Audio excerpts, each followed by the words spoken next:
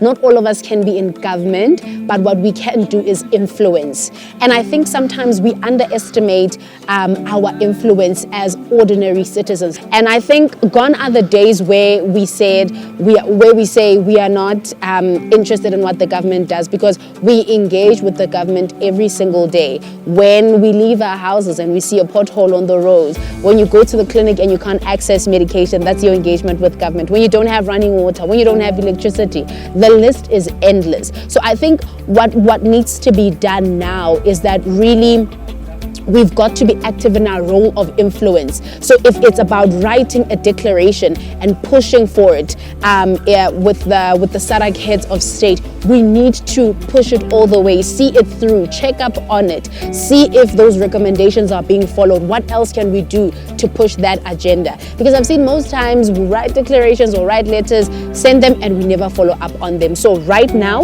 we need to be active in our influence. When we talk of a systems change approach, we are looking at how best we can empower young women to address structural issues that women face when it comes to their economic empowerment.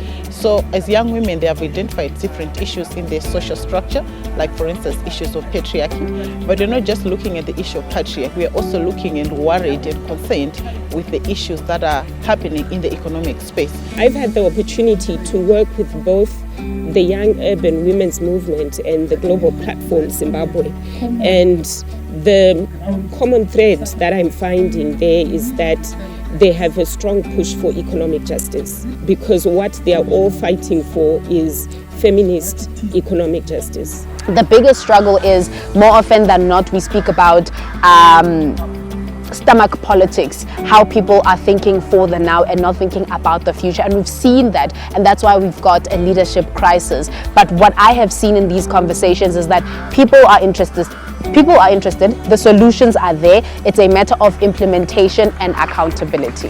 For me, the key reflection was on the focus of the SADC industrialization agenda on neoliberalism.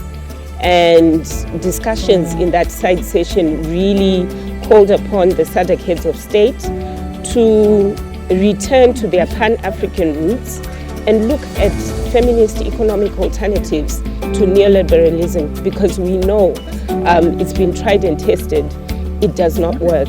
So what we were really pushing for, and the agenda of that side session, was to ensure that we gain support for alternative economics to industrialize Africa. My main takeaway from the session is the need for us as SADC, if we are working on the industrialization strategy as it is, to infuse ecofeminism in every action that we do in implementation of the strategy.